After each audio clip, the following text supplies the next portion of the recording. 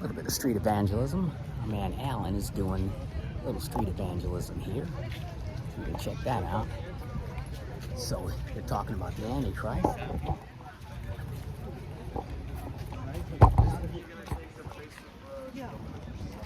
Yeah, so when you say the abomination of desolation, I really can't be here long, by the way. I just have to get a coffee and go back to work. But no, I am interested. So the Antichrist, what does he do? He refers to God.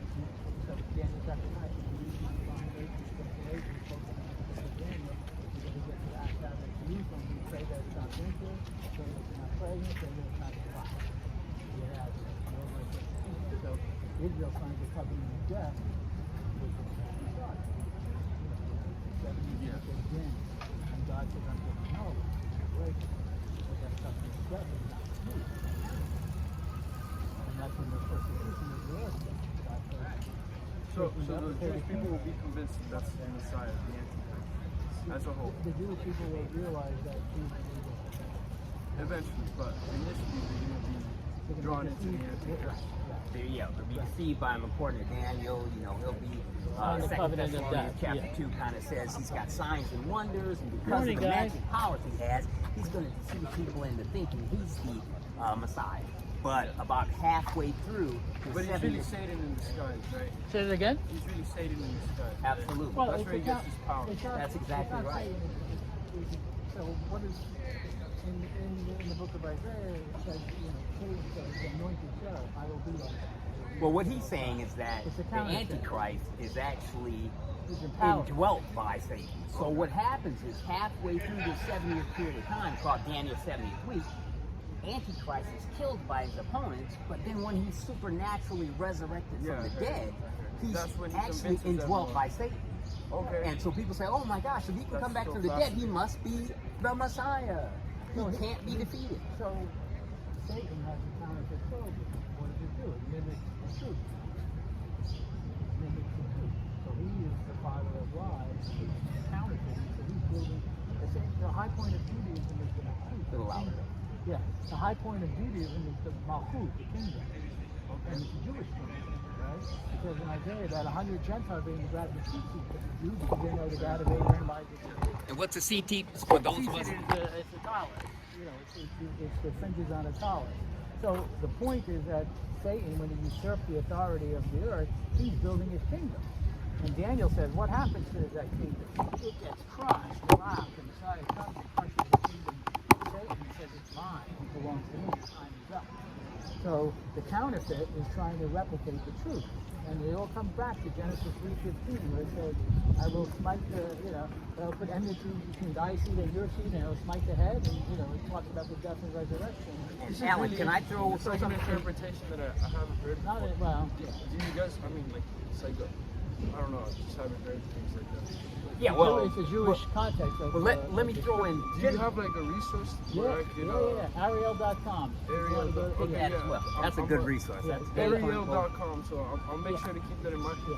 Right now, I really have to get my coffee. Good seeing you, man. What's your name? It was a pleasure speaking to you guys. Abraham. Abraham. Oh, very biblical name. Father of a multitude. Exactly. Southeast Gospel Ministry doing. Abraham, good to meet you, brother. It used to be Abraham, and then it went to Abraham. Yeah, exactly. Good name.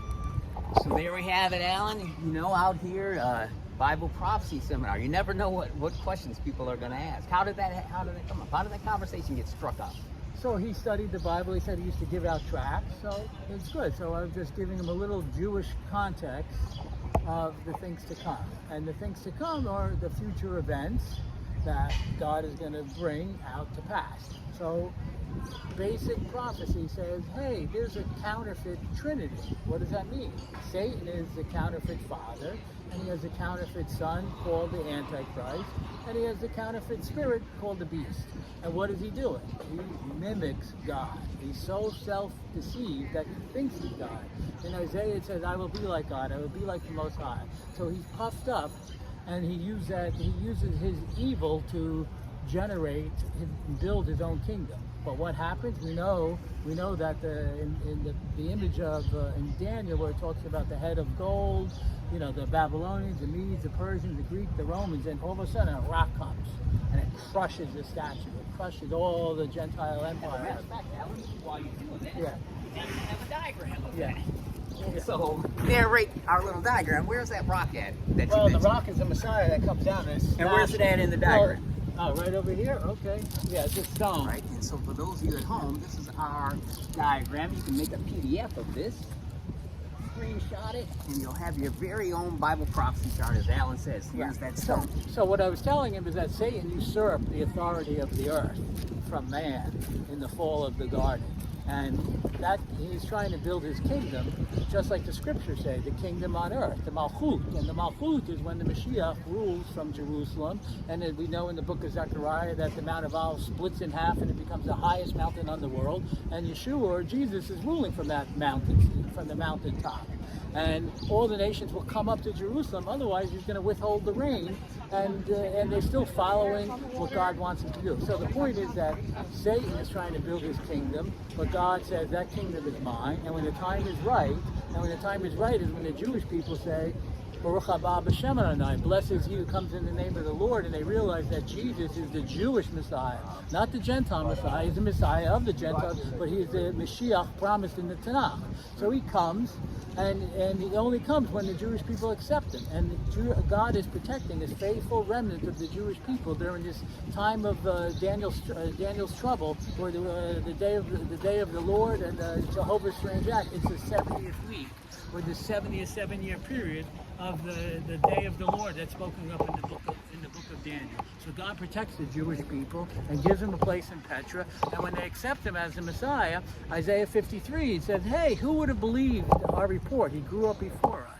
That's the confession of Israel, accepting Jesus as the Messiah. He returns and he meets the armies of the Antichrist. And he says their nations are nothing but a drop in the bucket.